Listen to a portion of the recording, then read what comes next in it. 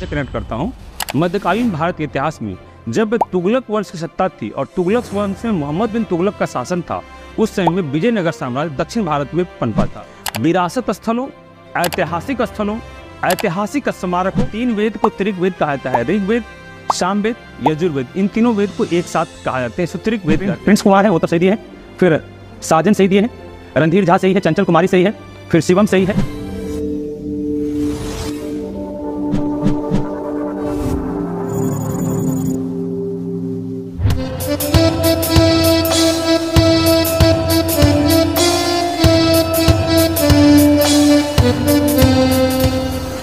Hello दोस्तों, कैसे हैं? मैं रवि प्रकाश। आप सभी लोगों का डिस्कवरी एकेडमी के यूट्यूब परिवार में हार्दिक स्वागत है, वंदन और क्रांतिकारी इस्तकबाल है। जैसा कि आप सभी लोग जानते हैं कि संस्था के द्वारा डेली टॉप 10 करंट अफेयर्स की सूची आप लोगों के लिए लाई जाती है। यह करंट अफेयर्स विभिन्न पत्रिकाओं, पत्रिकाओं के माध्यम से और सरकारी वेबसाइट के माध्यम से तैयार किया जाता है। आप भारत के हिंदी बेल्ट में जितने रहने वाले छात्र हैं और साथ ही साथ बिहार की अगर बीपीएससी, बिहार दरोगा और बिहार शिक्षक की अगर आप तैयारी कर रहे हैं तो आपको यह अनुमान होना चाहिए कि यह करंट आपके लिए काफ़ी महत्वपूर्ण है। साथ ही साथ यह करंट अफेयर्स के अगर आपको इसका पीडीएफ लिंक चाहिए तो आप हमारे टेलीग्राम चैनल से जुड़ें और टेलीग्राम चैनल का लिंक जो है हमारे डिस्क्रिप्शन में दिया हुआ है। साथ ही साथ अगर आप कोई टेस्ट देना चाहते हैं तो डिस्कवरी आईएएस एकेडमी का आप जाके गूगल प्ले स्टोर पर सर्च करेंगे डिस्कवरी आईएएस एकेडमी, तो वहाँ पर संस्था का एक लोगो सहित डिस्कवरी आईएएस एकेडमी का ऐप आएगा। उसे आप डाउनलोड करें और वहाँ से आप लाइव टेस्ट भी दे सकते हैं। टेस्ट सीरीज तमाम बिहार दरोगा का, बिहार 69वीं बीपीएससी सीरीज 69वीं बीपीएससी का और साथ ही साथ बिहार टीचर का, उस सीरीज में जैसे ही आप खोलेंगे तो बहुत सारे टेस्ट सीरीज दिखेंगे और वो टेस्ट सीरीज आप दे सकते हैं।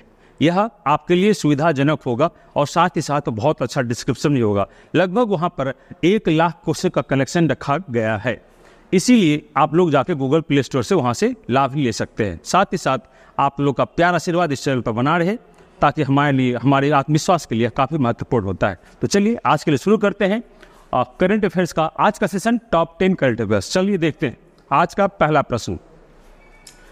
प्रश्न है, केंद्र ने हाल ही में केंद्र सरकार ने किस राज्य को PMY ग्रामीण के तहत 1.44 लाख अतिरिक्त आवंटन किए हैं? बहुत इंपॉर्टेंट प्रश्न है दोस्तों। ये तस्वीर को देखकर आप समझ रहे होंगे, ये तस्वीर है उत्तर प्रदेश के माननीय मुख्यमंत्री योगी आदित्यनाथ के। तो इसका उत्तर जो है इसमें आसानी से आप ढूंढ सकते हैं। इसका उत्तर होगा डी, उत्तर प्रदेश। अब आप देखिएगा, ये है केंद्र और ये हैं भारत के सभी राज्य। तो भारत में 28 राज्य हैं और 8 यूटी हैं। तो भारत में जितने 28 राज्य हैं उन सभी राज्यों में जहाँ जहाँ केंद्र सरकार और राज्य सरकार में समानताएं हैं वहाँ पर विकास आहले दर्जे का है। तो PMY ग्राम विकास के तहत सभी को आवास मिले, ऐसा हमारे संविधान में भी जिक्र है। तो सभी को आवास मिले का संविधान में जो जिक्र है उसी के तहत उत्तर प्रदेश सरकार को 1,44,000 लगभग 262 घर, नए घर का आवंटन वहां पर किया गया है। प्रधानमंत्री आवास योजना के तहत, यही है PMY, प्रधानमंत्री आवास योजना के तहत वहां पर 1,44,262 लगभग घरों की अनुमति केंद्र सरकार के द्वारा दी गई है। इसीलिए यह काफी महत्वपूर्ण है, यह हम लोग ध्यान में रखेंगे। नेक्स्ट क्वेश्चन, हाल ही में किस राज्य के आर्धुर पान, याद रखिएगा आर्धुर पान के पत्तों को GI टैग मिला है? सबसे पहले समझेंगे GI टैग क्या होता है। संबंधित राज्य के संबंधित विशेष वस्तु जो सिर्फ उस राज्य में उत्पादन हुआ है और उसके मुख्य उत्पादनकर्ता वही हैं, तो उन सभी तत्वों को ध्यान में रखते हुए उन्हें GI टैग प्रदान किया जाता है। तो इन्हें पान के पत्तों की विशेष प्रजाति जो है भारत में तमिलनाडु के राज्य को प्राप्त हुआ है। कहाँ, किसको प्राप्त हुआ है? तमिलनाडु राज्य को। ये हम लोग ध्यान में रखेंगे। नेक्स्ट क्वेश्चन को देखते हैं। यूनेस्को, बहुत इंपॉर्टेंट सवाल है ये। यूनेस्को की विश्व धरोहर स्थल कर्नाटक हम्पी G20 प्रेसिडेंसी के हिस्से के रूप में शेरपाओं की कौन सी बैठक की मेजबानी करेगा? बहुत इंपॉर्टेंट सवाल है, तो इसका याद रखिए उत्तर सी, तीसरी बैठक की मेजबानी करेगा। अब हम लोग सवाल उठता है हम्पी के बारे में और यूनेस्को के बारे में। तो पहले हम लोग हम्पी को जान लेते हैं। हम्पी जो है कर्नाटक में है। कहाँ है भैया? कर्नाटक में। आपको मैं बता दूं, विजयनगर का प्राचीनतम साक्ष्य वही विजयनगर जो मध्यकालीन भारत के इतिहास में, मैं इतिहास से कनेक्ट करता हूँ, मध्यकालीन भारत के इतिहास में जब तुगलक वंश की सत्ता थी और तुगलक वंश में मोहम्मद बिन तुगलक का शासन था, उस समय में विजयनगर साम्राज्य दक्षिण भारत में पनपा था। और विजयनगर साम्राज्य की स्थापना हरिहर और बुक्का 2 भाई ने किया था। तो वही उसी विजयनगर का साक्ष्य जो है कहाँ से प्राप्त हुआ है? हम्पी से प्राप्त हुआ है, और यह काफ़ी ऐतिहासिक स्थल भी रहा है। अब हम लोग आते हैं यूनेस्को। यूनेस्को एक वैश्विक संस्था है, UNESCO।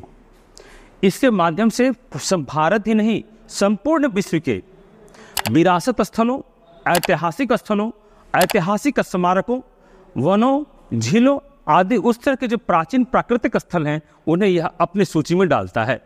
तो भारत में भी ये आके पूरे विश्व में, तो पूरे विश्व का हिस्सा भारत भी है, तो भारत में भी ये करता है। तो याद रहे, यूनेस्को को यह अधिकार भारत के संविधान के अनुच्छेद, भारत के संविधान का अनुच्छेद 49, ये अनुच्छेद 49 कहाँ है? याद रखिएगा, एक भाग है भाग 4, एक भाग है भाग 4, और भाग 4 में डायरेक्टिव प्रिंसिपल स्टेट पॉलिसी है, अर्थात राज्य के नीति निर्देशक तत्व।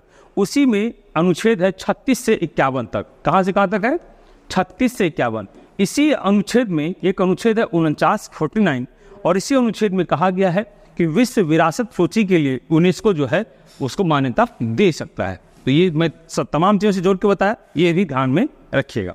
क्वेश्चन नंबर 4, हाल ही में किस राज्य में गजाकोठा प्रोजेक्ट शुरू किया गया? बहुत इंपॉर्टेंट है दोस्तों, इसका उत्तर होगा असम। इसका उत्तर होगा दोस्तों असम। याद रखिएगा होता क्या है, गजाकोठा प्रोजेक्ट जो है, याद रखिएगा ये इसलिए शुरू किया गया है कि वनों में रहने वाले जानवर, खास करके हाथी और मानव के बीच में संघर्ष, हाथी और मानव के बीच में, देखिए तस्वीर को देख के आप अनुमान लगाइएगा, ये मानव है या हाथी पकड़े हुए इसको, हाथी और मानव के संघर्ष को रोकने के लिए यह गजाकोठा प्रोजेक्ट शुरू किया गया है, ताकि दोनों का अपना अपना दरमिया है, दोनों अपने अपने क्षेत्र में अच्छे से रह सकें। यह असम में स्टार्ट किया गया है और इससे लगभग 100 व्यक्ति जुड़े हुए हैं। नेक्स्ट क्वेश्चन की ओर बढ़ते हैं। भारत पारंपरिक दवाओं पर आसियान देशों के सम्मेलन की मेजबानी कब करेगा?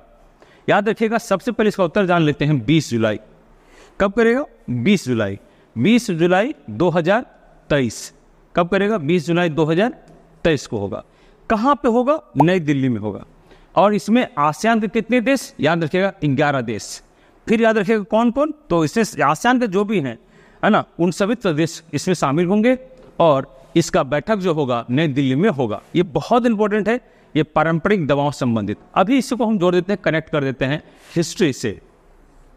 इतिहास में वैदिक काल में एक वेद है अथर्ववेद। याद रखिएगा 3 वेद को त्रिक कहा जाता है, ऋग्वेद, सामवेद, यजुर्वेद। इन तीनों वेद को एक साथ कहा जाते हैं, त्रिक वेद कहते हैं या वेद त्रयी कहते हैं। और एक वेद है अथर्ववेद, और उसी अथर्ववेद में चिकित्सा की बात की गई है।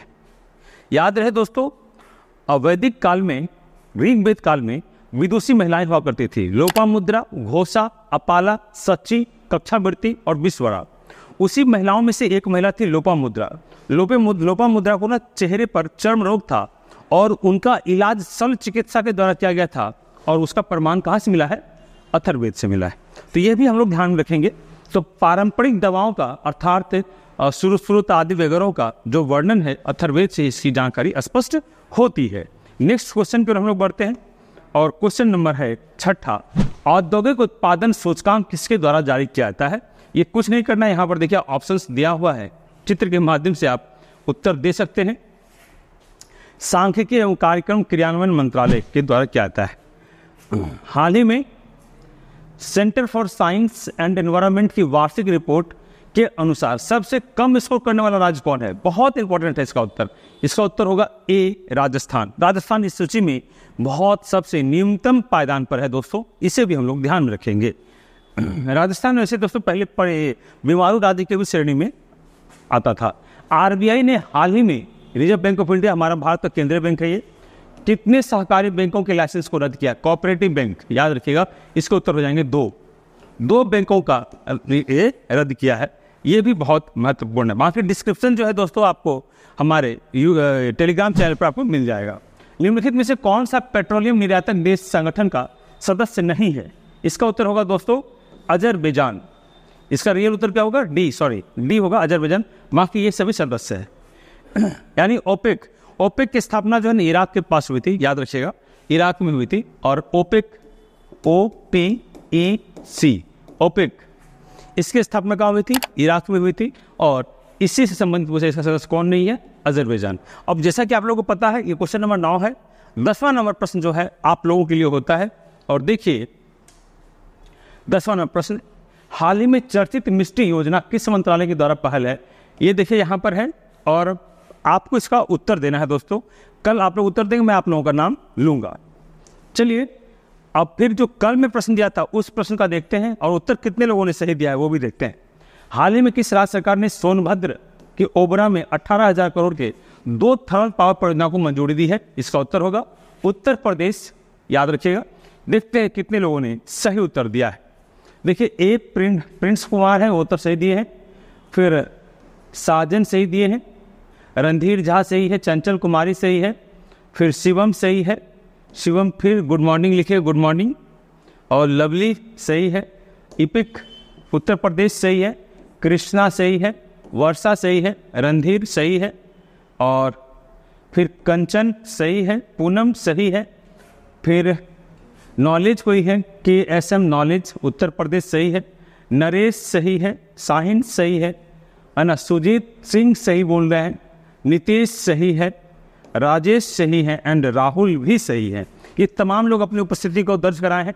इसी तरह अपनी उपस्थिति को दर्ज कराते रहें और बहुत जल्द हम लोग करंट के एक नए सेगमेंट के रूप में आएंगे, एक नए कलेवर में हम लोग दिखेंगे। आप बस वेट एंड वॉच की कंडीशन में रहें। एक ज़बरदस्त प्रारूप, एक ज़बरदस्त क्षमता, एक ज़बरदस्त नियोजन के तहत हम आप लोगों के पास आएंगे और यकीन मानिए बहुत मजा आएगा उसमें।